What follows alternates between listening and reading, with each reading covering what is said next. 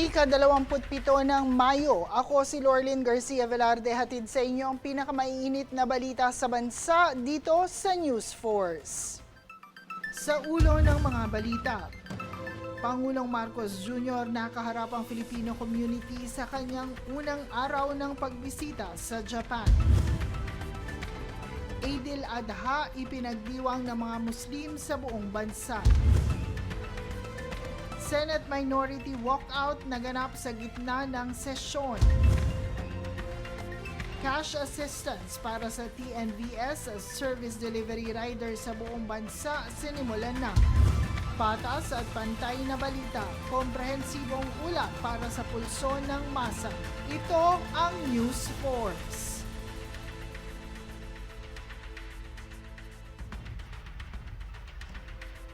Para sa ating pangunahing balita, Pangulong Ferdinand Marcos Jr. nakaharap ang Filipino community sa Japan sa kanyang unang araw ng pagbisita sa naturang bansa.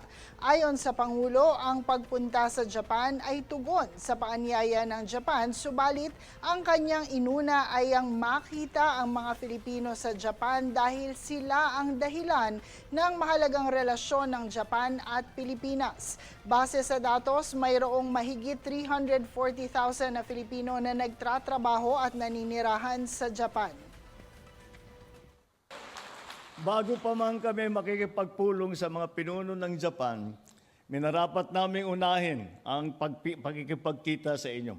Sapagkat kayo ang dahilan kung bakit mahalaga ang relasyon ng Pilipinas at Japan. Kayo ang nagbibigay buhay sa ugnayang ito sa gitna nga ng Pilipinas at ng Japan. Napakahalaga para sa amin na ipabatid sa inyo na ang inyong pamahalaan ay walang tigil at walang sawang nagsisikap upang mapangalagaan ang inyong mga karapatan, kapakanan at kaligtasan habang kayo ay naghahanap buhay sa ibayong dagat. At katulad noong huling beses na ako'y humarap sa inyo, nais kong muling manawagan sa mga kabataan Pilipino na nandito sa Japan. To you, our dear young Filipino citizens living here in Japan, in the midst of the challenges and uncertainties in the world today, I encourage you to take advantage of all the opportunities available to you in this country. And in return, contribute positively to the society that you have taken as your own.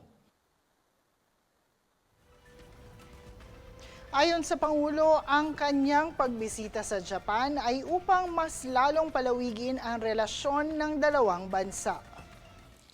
Pinaunlangkan po natin ang kanilang paanyaya dahil ito po ay nagbibigay sa atin ng pagkakataon na mas patibayin pa ang ugnayan ng ating dalawang bansa sa iba't ibang larangan, lalo na sa pagsulong ng kapakanan at proteksyon ng ating mga manggagawang Pilipino dito sa Japan, gayon din sa komersyo at sa kalakalan, tanggulang pambansa at pangrehiyon at marami pang iba.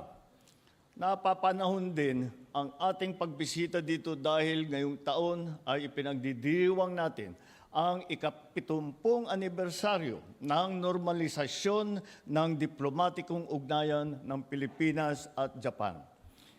Angkop sa makasaysayang kaganapang ito ang temang Weaving the Future Together, Peace, Prosperity, Possibilities.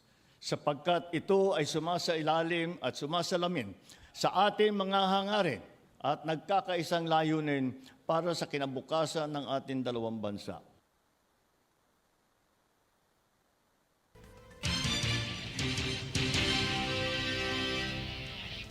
Sa ibang balita, ipinagdiriwang ng mga Muslim sa buong bansa ngayong araw ng Miyerkules ang Eid al-Adha o Feast of Sacrifice.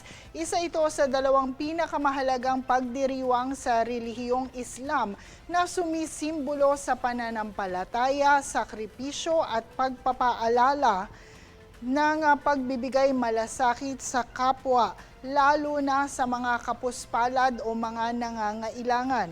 Karaniwang sinisimula ng mga Muslim ang pagdiriwang sa pagdarasal sa moske sa umaga at pagbibigay donasyon bilang charity. Kasunod nito ay ang salo-salo kasama ang kanilang mahal sa buhay. Isa rin itong marka ng pagtatapos ng Hajj pilgrimage sa Mecca, Saudi Arabia na isa sa 5 pillars of Islam. Samantala, nauna namang diniklara ni Pangulong Ferdinand Marcos Jr. bilang regular holiday ang May 27. Sa mensahe ng Pangulo, anya, sana ay dalhin natin ang diwa ng Eidil Adha sa ating araw-araw na pamumuhay at maghandog ng kagandahang loob sa kapwa upang mas mapatatag ng mahabaging at inklusibong bagong Pilipinas. Nagbigay rin ng mensahe si House Speaker Faustino Boji D. III at binigyang diin niya na magsilbi sanang paalala ng pagkakaisa ang pagdiriwang ng Eid sa kabila ng pagkakaiba ng ating pananampalataya at kultura. Sa ating mga kapatid na Muslim dito sa Pilipinas at sa iba't ibang panig ng mundo, isang mapayapa at makabuluhang pagdiriwang ng Eidil Adha. Ang banal na okasyong ito ay paalala ng kahalagahan ng pananampalataya, sakripisyo, pagmamalasakit at pagsunod sa kalooban ng Diyos. Mga pagpapahalagang patuloy na nagbibigay liwanag at inspirasyon sa ating lipunan. Naway magsilbi ang Eidil Adha bilang paalala na sa kabila ng ating pagkakaiba sa pananampalataya at kultura, nananatiling mas matibay ang ating pagkakaisa bilang mga Pilipino na may iisang hangarin para sa kapayapaan, pagkakapatiran at pagunlad ng ating bayan.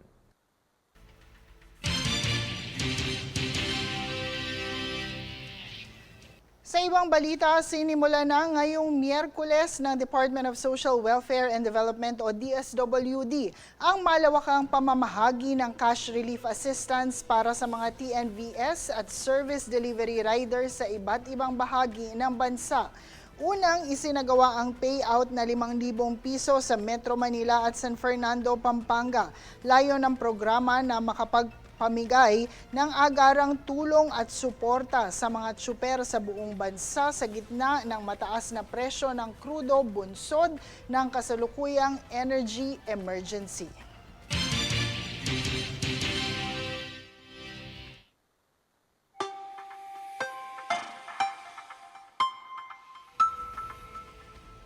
Sa ating pong ulat panahon, patuloy na minomonitor ng pag-asa ang bagyo sa labas ng Philippine Area of Responsibility na posibleng pumasok sa loob ng PAR sa Huwebes o Biyernes. Sa ngayon, nakakaapekto na ang trough o extension nito, gayon din ang southwesterly wind flow na nagdudulot ng kalat-kalat na pag-ulan sa buong Mindanao at Palawan.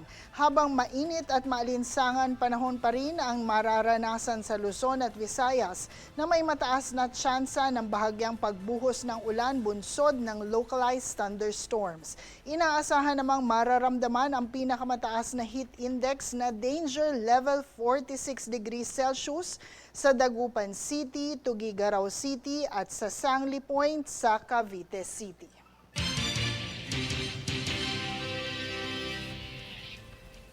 Susunod sa News Force. Senate Minority Walkout naganap sa gitna ng sesyon.